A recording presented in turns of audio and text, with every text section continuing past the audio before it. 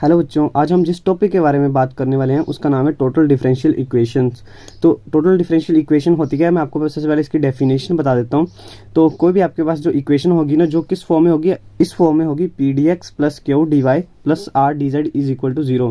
क्या रहा है, देखो D X D Y D Z तीनों आ रहे हैं और पी क्यू आर क्या होंगे यहाँ पे, any function of X Y and Z होंगे। ठीक है, यहाँ पर बताया देख लो, are the functions of X Y and Z is called a total differential equation. ठीक है, आपको पता चल गया यहाँ पर टोटल डिफरेंशियल इक्वेशन क्या होती है। अब हमारे पास कुछ इस टाइप से हमारे पास जो क्वेश्चन दिया होगा ना, तो आपने वहाँ से आपने उसका सोल्यूशन निकालना है, मतलब टोटल डिफरेंशियल इक्वेशन का आपने सोल्यूशन निकालना है। तो आप वो कैसे निकालोगे, मैं आज आपको इसके बारे में बताऊँगा। तो चलिए जल्दी से मैं आपको इसके मेथड बता देता हूँ। तो ये रही टोटल डिफरेंशियल इक्वेशन को सोल्व करने के लिए मेथड। तो यहाँ पर देखो, मैंने यहाँ पर पहले से लिखे हुए हैं ताकि आपका जो टाइम है वेस्ट ना हो। तो यहाँ पर मैंने चार इसके स्टेप्स लिखे हैं, मेथड जो हैं। तो यहाँ पर सबसे पहला जो स्टेप है, आपने क्या करना है, आपको मैंने बता दिया कि जो टोटल डिफरेंशियल इक्वेशन होगी वो इस फॉर्म में होगी। ठीक है, तो आपने क्या करना है, आपने उसको इसके साथ ही आपने कंपेयर करना है। यहाँ से आपके पास पी क्यू और आर की वैल्यू पता चल जाएगी, पी की वैल्यू, आर की क्यू की वैल्यू और आर की वैल्यू आपको पता चल जाएगी। सेकेंड में आपने क्या करना है कि कंडीशन ऑफ इंटीग्रेबिलिटी बनानी है, मतलब आपने चेक करना है कि वो इंटीग्रेबिलिटी की कंडीशन को सेटिस्फाई कर रहा है या नहीं कर रहा है, और इसकी जो कंडीशन है वो क्या है, ये आपने यहाँ पर मैंने लिखी हुई है। मैं आपको बता देता हूँ कि आपने ये याद कैसे करनी है। देखो, आपने क्या करना है, यहाँ पर हमारे पास जो इक्वेशन है ना, ये वाली, आपने क्या करना है, सबसे पहले आपने पी को बाहर लिख देना है। ठीक है, पी को आपने बाहर लिख लिया, फिर आपने इस पी वाले को छोड़ देना है। आपके पास जो बाकी की इक्वेशन बची ना, आप क्या करोगे, क्यू को जो इससे नेक्स्ट वाली होगी, ठीक है, जो इससे नेक्स्ट वाली होगी, आपने क्यू को लेना है, उसको आपने पार्शियल डिफरेंशिएट करना है जेड के साथ, जैसे हम करते थे ना एग्जैक्ट डिफरेंशियल इक्वेशन में M D X plus N D Y वाले में, वैसे ही है। क्यू को करोगे जेड के साथ, उसमें से आप माइनस कर दोगे आर को वाई के साथ। ठीक है, देखो curly Q over curly Z minus curly R over curly Y. ठीक है, नेक्स्ट क्या आपने क्यू को लेना है, क्यू को आपने बाहर ले लेना है, फिर बचा क्या आपके पास P D X plus R D Z ना, बट इससे जो आपने आगे वाला है आपने पहले वो लेना है। तो इससे आगे क्या आ रहा है, आर आ रहा है ना, आर को आप करोगे एक्स के साथ पार्शियल डिफरेंशिएट, उसमें से आप माइनस कर दोगे, पी को करोगे जेड के साथ, आर को किया एक्स के साथ, इसमें से आपने माइनस कर दिया, पी को किया जेड के साथ। ठीक है, फिर सेम टू सेम आप भी यहाँ पे भी आप ऐसे ही करोगे, आर को ले लोगे आप बाहर, आर को ले लिया बाहर, फिर आपके पास बचा ये। अब इससे नेक्स्ट क्या आ रहा है, दोबारा से आएगा पी, पी को आप करोगे वाई के साथ, क्यू को करोगे एक्स के साथ, पी को वाई के साथ माइनस कर देंगे, क्यू को एक्स के साथ करके। ठीक है, ठीक है, तो यहाँ पर ये वाली कंडीशन आपको याद होगी, ये इसका और ये जो है इक्वल टू जीरो आनी चाहिए, तभी ये जो होगी, जो आपके पास गिवन इक्वेशन होगी ना, वो इंटीग्रेबिलिटी की कंडीशन को सेटिस्फाई कर रही होगी। जब वो सेटिस्फाई कर रही होगी ना, तब इसका आप आगे सोल्यूशन निकालोगे। तो थर्ड स्टेप में आपने क्या करना है कि आपने ऑक्सिलरी इक्वेशन बनानी है, और ऑक्सिलरी इक्वेशन कैसे बनेगी, क्या करोगे आप, डी एक्स अपॉन जो ये बीच में है आप वो कर दोगे, is equal to D Y upon ये वाला आ जाएगा, is equal to D Z upon ये आ जाएगा। ये कैसे आया, देखो ये वाली जो इक्वेशन थी ना हमारे पास, ये वाली और ये वाली, आप इन दोनों को कंपेयर करोगे तो क्या करोगे, देखो पी के साथ पी कट जाएगा, जब आप इन दोनों को एक दूसरे से डिवाइड करोगे तो देखो पी के साथ पी कट जाएगा, डी एक्स अपॉन ये आ जाएगा, क्यू के साथ क्यू कट जाएगा, इसके डी वाई अपॉन ये आ जाएगा, आर के साथ आर कट जाएगा, डी जेड अपॉन ये आ जाएगा। ठीक है, आई होप आपको ये जो स्टेप्स हैं आपको ये समझ में आ रहे होंगे। तो अभी देखो थर्ड स्टेप भी आपको क्लियर हो गया। अब आप क्या करोगे यहाँ पे कि यहाँ पर आपके पास बन जाएगी, जैसे हमने पिछले उसमें किया था ना साइमल्टेनियस डिफरेंशियल इक्वेशन में, तो वहाँ पर हमारे पास यहाँ पर होते थे 3 मेंबर्स वाले, हमने इक्वेशंस को हमने सोल्व किया था, बिल्कुल वैसे ही आप सोल्व करोगे। और वहाँ पर आप क्या करते थे, जो आपके पास कॉन्स्टेंट आते थे ना, आर्बिट्ररी कॉन्स्टेंट ए और बी, आप वो मान लेते थे ना। तो अभी आपने यहाँ पर क्या करना है, आप उन दोनों को आप क्या कर लोगे, यहाँ पे ए को मान लोगे यू और बी को मान लोगे वी। ठीक है, फिर आपने फोर्थ में क्या करना है कि आपने A D U plus V D V is equal to zero, क्या करना है, A D U plus B D V is equal to zero, ये इक्वेशन आपने लिखनी है। यहाँ से आपने क्या करना है, ए और बी को डिटरमाइन करना है। ठीक है, क्या करेंगे, यू की वैल्यू को यहाँ पुट कर दोगे, वी की वैल्यू को यहाँ पर पुट कर दोगे, फिर आप इसको और जो इक्वेशन नंबर 1 है उसको कंपेयर करोगे, ए और बी की वैल्यू आपको पता चल जाएगी, और ए और बी की वैल्यू आपने दोबारा से यहीं पर ही भरनी है। फिर जब आप इसको सोल्व करोगे तो आपके पास जो वो कंप्लीट सोल्यूशन आ जाएगा। तो मैं जल्दी से एक क्वेश्चन करवाऊंगा, आपको पूरा का पूरा कंसेप्ट ही इसका क्लियर हो जाएगा। ठीक है, तो मैंने यहाँ पे एक क्वेश्चन ले लिया है। ठीक है, मैंने ये वाला क्वेश्चन लिया, अभी आपने क्या करना था, स्टेप्स वाइज जो मैंने आपको स्टेप्स बताया आपने उन्हीं को फॉलो करोगे, आप इसका सोल्यूशन निकालोगे। तो फर्स्ट स्टेप में क्या था, आपने इसको जो टोटल डिफरेंशियल इक्वेशन की जो जनरल इक्वेशन होती है आपने उसके साथ इसको कंपेयर करना है। मतलब मैं यहाँ पर कर देता हूँ कंपेयर, इसको इक्वेशन नंबर 1 मान लेता हूँ। ठीक है, equation number 1 with P D X plus Q D Y plus R D Z is equal to 0। तो आपने इस इक्वेशन को इसके साथ कंपेयर करना है, ठीक है, इस इक्वेशन को आपने इसके साथ कंपेयर करना है। तो p की वैल्यू क्या आ जाएगी हमारे पास, देखो dx के साथ क्या है, p की वैल्यू ये आ जाएगी ना, p is equal to Y plus Z आ गया। एंड देखो q की वैल्यू क्या आ जाएगी, q की वैल्यू यहाँ पे क्या है 1 है, कुछ भी नहीं है यहाँ पे 1 हो जाएगा। और r की वैल्यू यहाँ पे 1 आ रही है, r इज इक्वल टू 1 आ गया, ठीक है। p q और r की वैल्यू आपको पता चल गई। फिर आपने क्या करना था, सेकंड स्टेप में कंडीशन ऑफ इंटीग्रेबिलिटी आपने चेक करना है, हर क्वेश्चन के लिए आपने ये चेक करना ही करना है।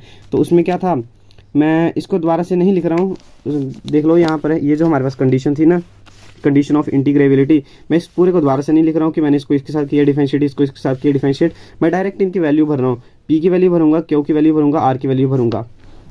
मैं यहाँ पे भर रहा हूँ, आपको थोड़ा सा याद भी हो जाएगा। यहाँ पर जब मैं भरूंगा तो देखो सबसे पहले हमने क्या करना था, p को बाहर लेना था, तो p की वैल्यू क्या है y प्लस जेड, ठीक है। फिर अभी आपने क्या करना है, ब्रैकेट में आपने क्या करना था, जो इससे आगे होता है मतलब q जो होता है, q को आपने किसके साथ करना था, z के साथ करना था ना डिफरेंशिएट। तो q ये है और ये कांस्टेंट है, इसको आप चाहे जिस मर्जी के साथ करो डिफरेंशिएट, तो आपके पास तो 0 ही आएगा। तो मैं डायरेक्ट यहाँ पे लिख देता हूँ 0, ठीक है। अभी आपने इसमें से माइनस करना था, r को करोगे y के साथ, r की वैल्यू 1 है, कांस्टेंट है, इसके भी आ जाएगा 0, तो यानी कि यहाँ पे आ जाएगा 0 माइनस 0। फिर नेक्स्ट में आपने क्या करना था, प्लस q को आपने बाहर लिखना था जो कि है 1, और अंदर आपने क्या करना था, r को करोगे आप x के साथ और p को करोगे z के साथ। तो आपने r को किया x के साथ, तो ये तो कांस्टेंट है, ये फिर से 0 बन जाएगा। अब आपने p को करना है z के साथ। अब देखो p की वैल्यू है y प्लस जेड। अब यहाँ पे अभी आपने देखना है कि p की वैल्यू है y प्लस जेड। अभी आपने यहाँ पर इसको पार्शियल डिफरेंशिएट करना है, यानी कि y को नहीं करोगे, सिर्फ z वाले को करोगे, क्योंकि z के साथ कर रहे हैं हम। तो z के साथ करेंगे तो यहाँ पर आ जाएगा 1, और आपने इसमें माइनस करना था तो यहाँ पे आ जाएगा -1। और r की वैल्यू यहाँ पर लिखेंगे हम, r की वैल्यू 1, ठीक है। ये p की वैल्यू, ये q की वैल्यू, आगे r की वैल्यू, फिर r की वैल्यू लिख दी हमने। और यहाँ पर हम क्या करेंगे, p को करेंगे हम y के साथ और q को करेंगे हम x के साथ। p की वैल्यू y प्लस जेड है, इसको हमने y के साथ करना है, सिर्फ y वाली टर्म को करेंगे, तो यहाँ पे आ जाएगा 1 माइनस q को करेंगे x के साथ, तो q की वैल्यू तो 1 है, तो यहाँ पे 0 आ जाएगा, ठीक है। ये सब कुछ जो 0 के इक्वल आना चाहिए, ठीक है। अगर ये 0 के इक्वल आ जाएगा तो मतलब ये कंडीशन को सेटिस्फाई कर रहा है, और इसका सोल्यूशन हम तभी निकालेंगे। तो देखो यहाँ पर इसको मल्टीप्लाई करेंगे तो ये बन जाएगा 0 प्लस, सॉरी यहाँ पे देखो, यहाँ पर माइनस का 1 है, और यहाँ पर इसके साथ मल्टीप्लाई करेंगे तो ये बन जाएगा -1, और यहाँ पे बचेगा +1, और इसको काटा तो यहाँ पर 0 आ ही गया। मतलब ये कंडीशन को सेटिस्फाई कर रहा है, ठीक है, ये सेटिस्फाई कर रहा है ना, ठीक है, ये कंडीशन को सेटिस्फाई कर रहा है। तो अभी हम इसका आगे सोल्यूशन निकालेंगे, तो वो कैसे निकालेंगे, हम ऑक्सिलरी इक्वेशन लिखेंगे अभी, ठीक है। मैं यहाँ पे लिख रहा हूँ ऑक्सिलरी इक्वेशन, ठीक है।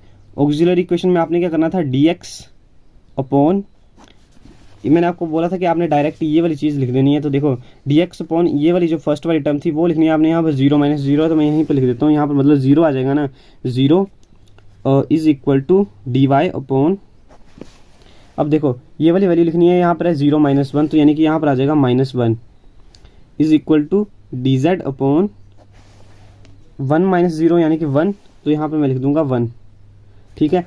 तो ये बन गई हमारे पास ऑक्सिलरी इक्वेशन। अब हम इसको सॉल्व करेंगे अभी आगे। अब देखो यहाँ पे है ये वो आगे हमने जो साइमल्टेनियस डिफरेंशियल इक्वेशन में हमने पढ़ी थी ना मेथड, तो बस हम वही यहाँ पे यूज़ करेंगे ना। तो यहाँ पे देखो इसका तो पहले से नीचे 0 है, तो यानी कि यहाँ से हमारे पास क्या हो जाएगा, dx भी 0 के इक्वल होगा, ds इज इक्वल टू 0। जब आप इसको इंटीग्रेट करोगे तो आपके पास आ जाएगा x is equal to a, ठीक है। और मैंने आपको क्या बोला था कि आपने जो a आएगा ना, आपने उसको u मानना है, ठीक है। तो यहाँ पर हम लिख देंगे u से, ठीक है। तो ये आ गया हमारे पास ना, a की वैल्यू आ गई, हमने इसको u मान लिया, ठीक है। फिर अभी हमारे पास बचे क्या, लास्ट 2 मेंबर्स बचे ना। अब हम इन दोनों को भी हमने क्या करना है, हमने नीचे वाली चीज़ हमने 0 बनानी होती है ना। तो यहाँ पर सामने पता चल रहा है कि यहाँ पर -1 है और ये +1 है, तो यहाँ पर हम क्या करेंगे, इन दोनों को ऐड करेंगे तो नीचे वाली टर्म 0 बन जाएगी। तो मैं इसको यहाँ पे ऐसे लिख देता हूँ, dy प्लस dz। अब नीचे वाले को हम प्लस कर देंगे, यहाँ -1 है, ठीक है, -1 + 1, तो ये तो बन जाएगा 0। तो यानी कि हमारे पास क्या आया, dy plus dz is equal to 0 आ गया ना।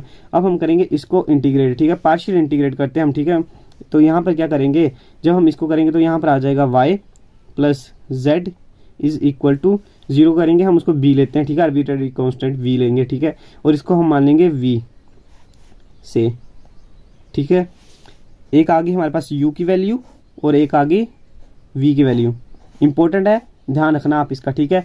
फिर यहाँ से अभी हमने क्या करना था, मैंने जो आपको 4th स्टेप में बताया था कि आपने इक्वेशन क्या लेनी है, a du plus V D V is equal to 0। Question लंबा जरूर हो सकता है बट ट्रस्ट मी ये बहुत ज़्यादा इजी क्वेश्चन है। तो देखो अभी देखो A D U plus V D V is equal to 0 है ना। अब मैंने आपको बोला था कि आपने यहाँ पर यू और वी की वैल्यू को पुट करना है, तो मैं यहाँ पर पहले यू की वैल्यू को पुट कर रहा हूँ। यू की वैल्यू क्या है, ए है, तो यहाँ पे मैं सॉरी ए नहीं है, एक्स है, ठीक है, क्योंकि ए को तो हमने यू माना था ना, तो यू की वैल्यू आ गई एक्स, तो यहाँ पर आ जाएगा एक्स प्लस बी डी, और वी की वैल्यू क्या है, मैं थोड़ा इसको ब्रैकेट में लिख देता हूँ। वी की वैल्यू क्या है, देखो वाई प्लस जेड है, तो यहाँ पर आ जाएगा Y plus Z is equal to 0। फिर आप इसको थोड़ा सा और करोगे सोल्व, तो यहाँ पर लिख सकते हो आप A D X plus V D Y plus V D Z is equal to 0। ठीक है, कोई डाउट नहीं है ना यहाँ तक। तो इसके बाद आपने क्या करना है कि आप इसको ना इक्वेशन नंबर 2 मान लो और आप इसको इक्वेशन नंबर 3 मान लो। ठीक है, इक्वेशन नंबर 2 मान लो, इक्वेशन नंबर 3 मान लो, और इक्वेशन नंबर 1 जो थी आपकी वो क्वेश्चन वाली थी। ठीक है, तो अभी आप क्या करोगे, मैंने आपको बोला था जब आप वैल्यूज पुट कर दोगे ना यू और वी की, तब आपने इनको कंपेयर करना है इक्वेशन नंबर 1 के साथ।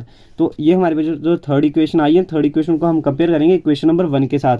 तो क्वेश्चन को मैं आपको बता देता हूँ, देखो ये रहा हमारा क्वेश्चन। तो यानी कि हमने इस इक्वेशन नंबर 1 को हमने कंपेयर करना है इक्वेशन नंबर 3 के साथ। तो मैं इसको वहीं पर लिख देता हूँ ताकि आपको कंपेयर करने के लिए आसानी हो जाए।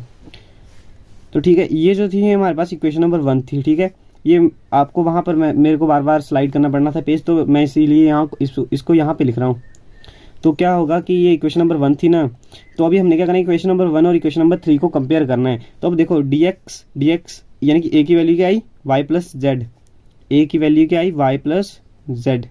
अब यहाँ पर देखो वाई प्लस जेड तो पहले से वी की वैल्यू है, तो यहाँ पर मैं इसको इज इक्वल टू वी भी लिख देता हूँ। ठीक है, एक वैल्यू आ गई हमारे पास। अब बी की वैल्यू अगर हम कंपेयर करें इसके साथ, तो यहाँ पे 1 आ रही है, यहाँ पर भी 1 आ रही है, मतलब वी की वैल्यू तो 1 ही आ रही है। ठीक है, इज इक्वल टू 1, ये भी आपको पता चल गया। ए और वी की अभी हमारे पास वैल्यू आ गई। अभी हमने इसका सोल्यूशन निकालना है। तो अब हम क्या करेंगे, ए और बी की वैल्यू आ गई, अब हमने इसको दोबारा से इक्वेशन नंबर 2 में पुट करना है। ठीक है, मैं इसको थोड़ा सा डिब्बे में डाल देता हूँ। इक्वेशन नंबर 2 में हमने पुट करना है। ठीक है, ए की वैल्यू को और बी की वैल्यू को यहाँ पे हम पुट करेंगे, तो क्या आ जाएगा, जल्दी से पुट करते हैं, तो यहाँ पर आ जाएगा वाई प्लस जेड। ठीक है, डी यू प्लस बी की वैल्यू है 1, लिखने की ज़रूरत तो नहीं है, D V is equal to 0। अब देखो वाई प्लस जेड तो पहले से वी है, तो मैं इसको लिख देता हूँ V D U plus D V is equal to 0। अब वी वाले को हम एक तरफ लिख लेते हैं और यू वाले को इस तरफ हिलाने देते हैं, तो यहाँ पर आ जाएगा D U is equal to minus D V upon V. Sorry, आप यहाँ पे इक्वेशन को थोड़ा सा और इजीली सिंप्लीफाई करने के लिए आप यहाँ पे क्या कर सकते हो कि आप इस माइनस को आप यहाँ पे लिख सकते हो ना, ताकि जब आप लोग लोगे तो आपको ना लोग की ज़्यादा आइडेंटिटी लगाने के लिए आपको ज़्यादा सोचना ना पड़े। ठीक है, तो मैंने यहाँ पर यू को यहाँ पे ले लिया और यहाँ पर डी वी अपॉन वी लिख लिया। ठीक है, तो अब हम क्या करेंगे, इसको जब हम इंटीग्रेट करेंगे तो हमारे पास आ जाएगा minus U is equal to, अब जब हम इसको करेंगे तो यहाँ पर आ जाएगा लॉग ऑफ वी, और यहाँ पे मैं लिख सकता हूँ माइनस, क्योंकि हमको आर्बिट्रेरी कांस्टेंट लेना है ना हमने, तो वो माइनस या प्लस किसी में भी हो सकता है, तो मैं यहाँ पे लिख देता हूँ लॉग ऑफ सी। ठीक है, तो अब हम क्या करेंगे, यहाँ पर लॉग की आइडेंटिटी लग जाएगी, यहाँ पर आ जाएगा minus U is equal to log of V upon C. ठीक है, और अभी हमने क्या करना है, अभी हमको लॉग को गायब करना है, तो अभी हम क्या करेंगे, एक्सपोनेंशियल फंक्शन ले लेंगे ना, तो यहाँ पे क्या आ जाएगा, एक्सपोनेंशियल फंक्शन लेंगे तो E raise to power minus U हो जाएगा, और यहाँ पर एक्सपोनेंशियल फंक्शन और लॉग एक दूसरे को काट देंगे, तो हमारे पास आ जाएगा वी अपॉन सी। इसको थोड़ा सा और सिंप्लीफाई करके लिखो तो क्या आ सकता है कि V is equal to E raise to power U, और यहाँ पर सी में पहले लिख देता हूँ। ठीक है, अब हमारे पास u और v की वैल्यू हमको मालूम है, अब हम यहाँ पे पुट कर देंगे तो हमारे पास कंप्लीट सोल्यूशन आ जाएगा। तो v की वैल्यू क्या थी हमारे पास, देख सकते हैं आप, मैंने यहाँ पर पहले इसलिए इसको डिब्बे में बंद किया था। u की वैल्यू x है और v की वैल्यू y प्लस जेड है।